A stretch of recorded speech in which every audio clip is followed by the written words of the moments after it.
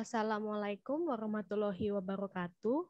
Perkenalkan, kami dari kelompok S akan mempresentasikan mengenai estimasi cadangan klaim berdasarkan metode chain ladder. Kelompok kami terdiri dari Faradisa dengan NIM belakang 26, Dinda dengan NIM belakang 31, Arsyah dengan NIM belakang 32, dan Dila dengan NIM belakang 70. Isi dari presentasi kami adalah pendahuluan, tinjauan pustaka, pembahasan, dan penutup. Selanjutnya pendahuluan akan dijelaskan. Kami akan membahas dua metode yang digunakan dalam mengestimasi cadangan klaim, yaitu metode chain ladder dan metode Bank-Thunder-Hoffman. Tujuan dari pembahasan ini adalah menentukan estimasi menggunakan metode chain ladder dan menggunakan metode Bank-Thunder-Hoffman, serta menentukan metode mana yang paling baik berdasarkan MSEP terkecilnya. Cadangan klaim sendiri merupakan dana yang harus disediakan oleh pihak penanggung yang digunakan dalam hal membayar kerugian yang dialami oleh pihak petanggung. Misalnya cadangan klaim pada umumnya berdasarkan suatu perkiraan atau estimasi. Estimasi cadangan klaim ini mempunyai peran yang sangat penting bagi suatu perusahaan asuransi karena merupakan kewajiban perusahaan asuransi terhadap pemegang polis di masa depan dan juga akan mengakibatkan kerugian jika estimasi cadangan klaim pada perusahaan asuransi tersebut sangatlah buruk. Dalam menghitung estimasi cadangan klaim, ada beberapa metode. Metode yang paling umum digunakan adalah metode segitiga runoff. Pada tabel dapat dilihat bahwa sel-sel XIJ yang berada pada segitiga atas dan berwarna putih merupakan segitiga runoff, sedangkan sel-sel XIJ topi yang berada pada segitiga bawah dan berwarna abu-abu merupakan future triangle data. Selain metode segitiga runoff, terdapat juga metode chain ladder. Metode chain ladder ini merupakan metode yang menjelaskan faktor yang menghubungkan antara jumlah kerugian klaim yang terjadi dari suatu periode ke periode berikutnya dalam kumpulan data. Selanjutnya, tahapan dalam metode deterministic chain ladder diawali dengan membentuk segitiga runoff agregat kumulatif dengan persamaan CIJ sama dengan sigma J1 sampai NXIJ, di mana variabel random CIJ menyatakan total besar klaim pada periode kejadian ke I dan dibayar sampai dengan periode perkembangan ke J.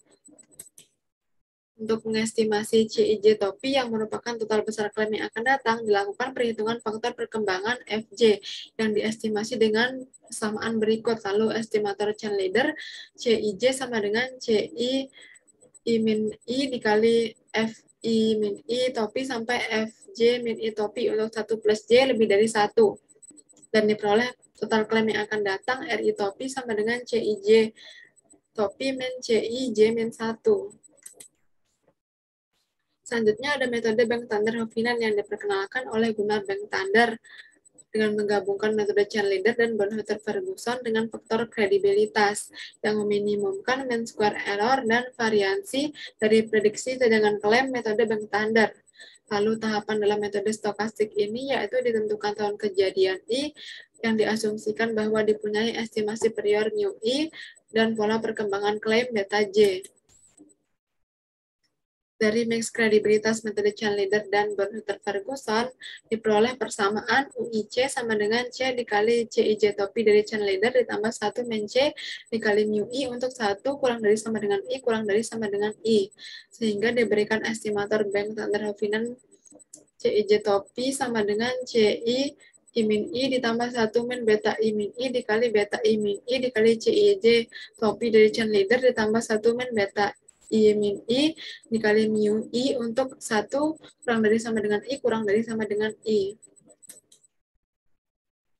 Pola perkembangan beta J diidentifikasi dengan faktor perkembangan chain ladder dengan pola beta J sama dengan Pi K sama dengan J sampai J min 1 FK pangkat min 1. Sehingga persamaan Bank-Thunder-Hoffman sebelumnya dapat ditulis CIJ topi sama dengan beta I min I dikali CIJ topi dari chain ladder ditambah 1 min beta I min I dikali CIJ topi dari Bornhuetter-Ferguson.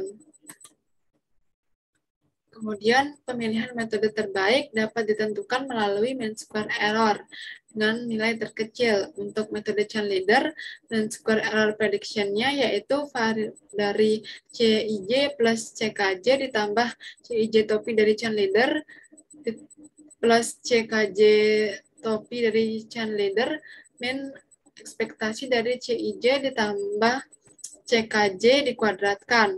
Lalu untuk metode Bank-Tender-Hovinen, mean square error prediction-nya adalah ekspektasi dari CIJ dikurangi CIJ topi dari Bank-Tender-Hovinen dikuadratkan.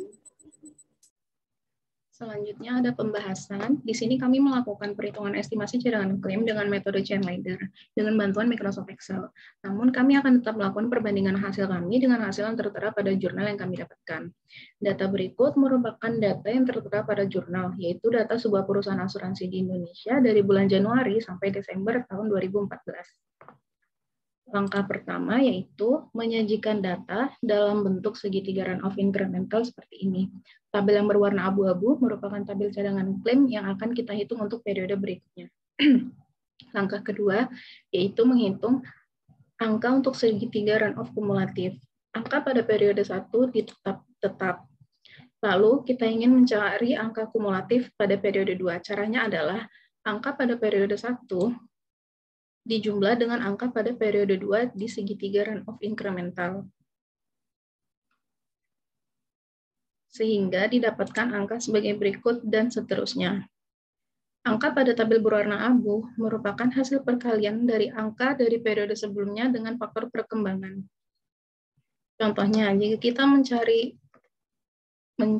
nilai pada tabel abu periode ke-12, cari terlebih dahulu nilai faktor perkembangan periode 11 dengan cara membagi angka pada periode 12 dengan angka pada periode 11 sehingga didapatkan angka 1,0015200904. Lalu untuk mencari ini yaitu dengan cara angka pada periode ke-11 dikalikan dengan angka pada faktor perkembangan yang ke-11 sehingga didapatkan nilai ini.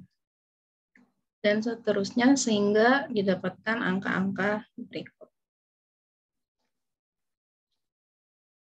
Selanjutnya, angka-angka pada tabel awal kita pindahkan untuk ke tabel terakhir.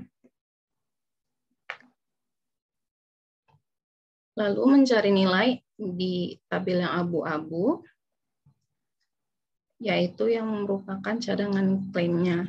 Contohnya pada periode 12, itu hasil pengurangan antara periode 12 di segitiga run-off kumulatif dengan angka pada periode ke-11.